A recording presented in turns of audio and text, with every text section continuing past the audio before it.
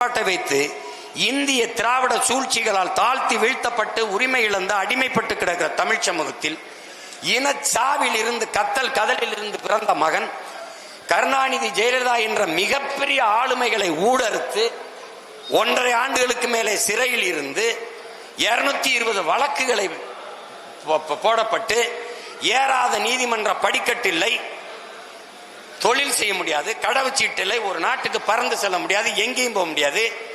எல்லாத்தையும் விட்டு என் மொழி, என் இனம், என் நாடு, என் மக்கள் அவர்களின் எதிர்கால பாதுகாப்ப நல்வாழ்வு என்று நின்று ₹1 வாக்குக்கு காசு கொடுக்காமல் ஒருத்தருடைய ஆதரவு, இந்த சாதி சீமானை ஆதரித்தது, இந்த மதம் இவனை ஆதரித்தது, இந்த முதலாளி இவனுக்கு நிதி கொடுத்தான் என்று அது பிச்சை எடுத்து திரள் நிதி என்று திரட்டி அதை கூட திமுக கேள்வி பண்ணும். பிச்சை எடுத்து கட்சி நடத்தி போராடி 4,50,000 வாக்கு 1.1 இருந்து 8.5 விழுக்காடு வாக்கை வாங்கி தனித்து நின்று அங்கீகாரம் பெற்ற ஒரே அரசியல் கட்சியா வந்து இவ்வளவு தூரம் ஏறி ஒரு கவனத்தை பெற்று இந்த திராவிட கட்சிகளை வீழ்த்தி மேலே ஏறி தமிழ் தேசிய அரசியலை கட்டி நிறுவலாம்ங்கிற போது திடீர்னு உள்ள வந்து திராவிடமும் தமிழ் தேசியம் ஒண்ணுதான், மறுபடியும் பெரியார், மறுபடியும் அண்ணா, மறுபடியும் எம்ஜிஆர் அப்படின்னா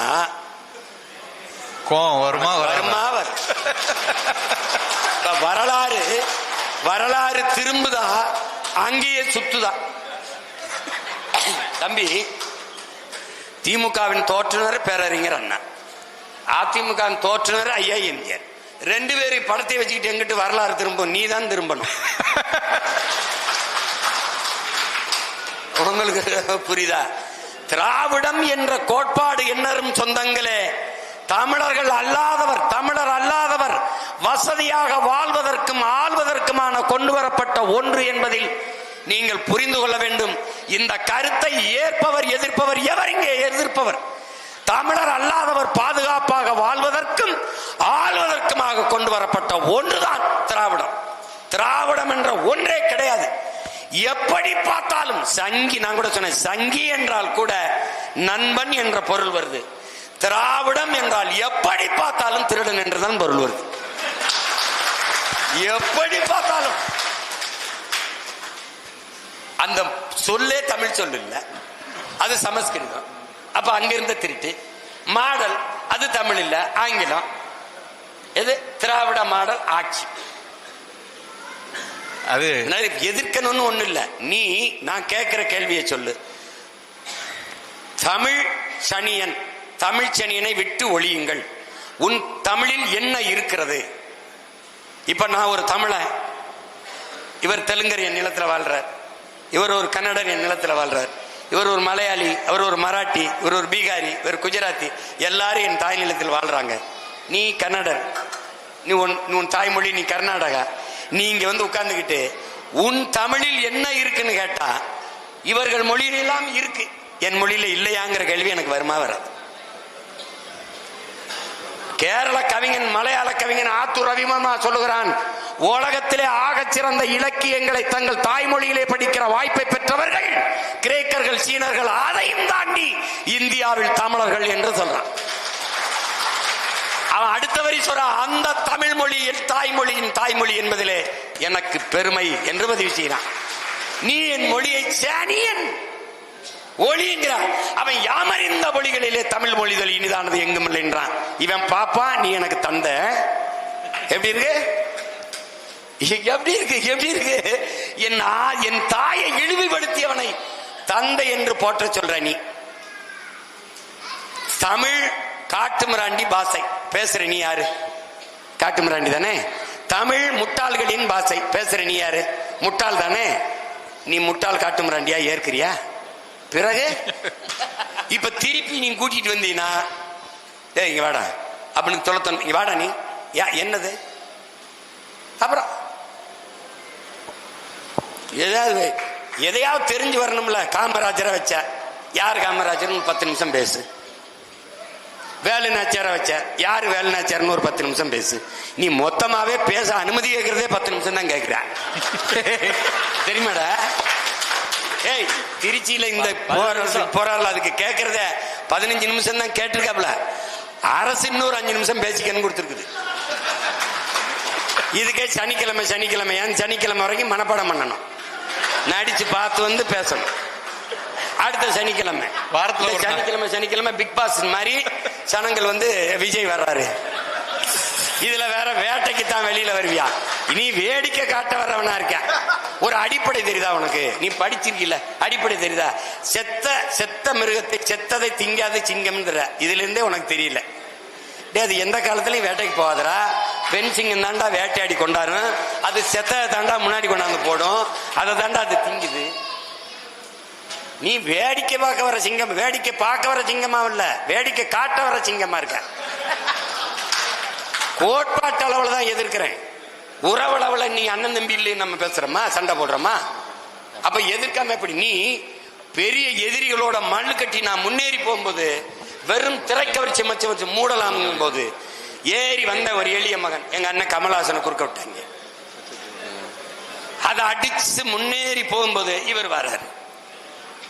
வரும்போது முன்னாடி நிக்கிறவன்ட்ட என்ன பேசணும்? நல்லா படிக்கணும், பெற்றோர்களுக்கு நல்ல பிள்ளைகளா இருக்கணும், இந்த மது இந்த தீ பழக்கங்கள் இல்லாம இருக்கணும், ஒரு வேலையை தேடிக்கிறங்க, நமக்கு ஒரு காலம் வருது, நம்ம நல்லபடியா ஆச்சு, இப்படிலாம் பேசணும்ல. எவனாவது அவர் பேசுறத உட்கார்ந்து கேட்டு பார்த்திருக்கியாடா? தேட்டர்ல முதல் காட்சி கத்தவன்ல அதே தான். அப்புறம் ஏன எதிர்க்கிறீங்கன்னா, உனக்கு நண்பா நண்பி, எனக்கு தம்பி தங்கைகள், அவன் எதிர்காலத்துக்கு தான் நான் போராடிக்கிட்டு இருக்கேன், அவனை வந்து இப்படி பிற்றக்கூடாதுன்னு நினைக்கிறேன், அதனாலதான் கத்துறேன். ஏய் இருப்பா, உன் வேலை இல்லப்பா, இருப்பா, நான் இங்க சண்டை போட்டுக்கிட்டு இருக்கேன்ல, குறுக்க வரும்போது வேணாடா இவன் வேற ஒரு இதுன்னா வருது, எதிர்க்க வேண்டிய தேவை எனக்கு என்ன வம்பா வருது? நான் கேட்கிற கேள்விக்கு பதில் சொல்லி. இப்போ பாரதிய ஜனதா உன் கொள்கை எதிரி, முதல்ல உன் கொள்கையை சொல்லு, அது எதிரா இருக்கா இல்லையான்னு நான் சொல்றேன். ஏடா சிரிக்கிறா? ஏன் முதல்ல உன் கொள்கையை சொல்லுப்பா. என் கொள்கை எதிரி அது இல்லடா கொள்கை, எந்தெந்த கொள்கையில் உனக்கு எதிரி அதுதான் கொள்கை. திமுக அரசியல் எதிரி, எந்தெந்த அரசியலில் முரண்படுற? அப்போ அதிமுக அரசியல் உனக்கு எதிரியா இல்ல, அப்ப காங்கிரசின் கொள்கை உனக்கு எதிரியா இல்ல. அதானது. பாரதிய ஜனதாவுக்கும் காங்கிரசுக்கும் ஒரு கொள்கை மாற்று யாராவது இந்த கூட்டத்தில் சொல்லுங்க, யாராவது சொல்லுங்க பெருமக்களே. வெளியுறவுத்துறை கொள்கை, பாதுகாப்பு கொள்கை, மருத்துவ கொள்கை, கல்விக் கொள்கை, போக்குவரத்து எதுலையாவது இருக்காட தம்பி? எல்லாம் சேம். திரும்ப திரும்ப சொல்றேன், பாரதிய ஜனதா காங்கிரஸ், திமுக அதிமுக கொடிகளில் வண்ணம் மாறும், கொள்கையில் எண்ணம் மாறாது. Party change, no policy change. போட்டு குழப்பிக்காத. ரெண்டா பயலா யோக்கிய பய. இந்த நாட்டிலே தமிழ் தேசிய மக்கள் பெருத்து வாழ்கிற இந்த நாட்டிலே இருக்கிற பலாயிரக்கணக்கான பிரச்சனையை தந்தவன் எவன்? ஒன்னு காங்கிரஸ், பாரதிய ஜனதா. அவன் திணித்த போது கைகட்டி வேடிக்கை பார்த்த அனுமதித்தவன் எவன்? திமுக அதிமுக. இந்த 4 பேரை தாண்டி எனக்கு இந்த நாட்டில் பிரச்சனை வந்ததுன்னு யாராவது சொல்லு. இந்த 4 பேருமே திட்டு போய், அப்ப 4 பேருமே அடிக்கணும். என்ன எப்படி கூடுவான்? எப்படி கூடுவான்? திமுக ஆட்சியை ஒழிக்கணும், எல்லாரும் வாங்க ஒன்னா நிப்போம், ஏடிஎம்கே. பிஜேபி உள்ள விட்டுறப்படாது, எல்லாரும் வாங்க ஒன்னா நிப்போம், டிஎம்கே. நான் உங்க 2 பேரையும் ஒழிக்கணும், அதனால நாங்க ஒன்னா நிக்கிறோம். எப்படி நிக்கிறோம்? நம்பர் 1. ஒரு கட்சியை ஒழிக்கிறதே கொள்கையா இருக்க முடியுமாடா? ஒழிச்சிட்டு நீ என்னடா பண்ணுவ? நபிகள் நாயகம் என்ன சொல்றாங்க நமக்கு?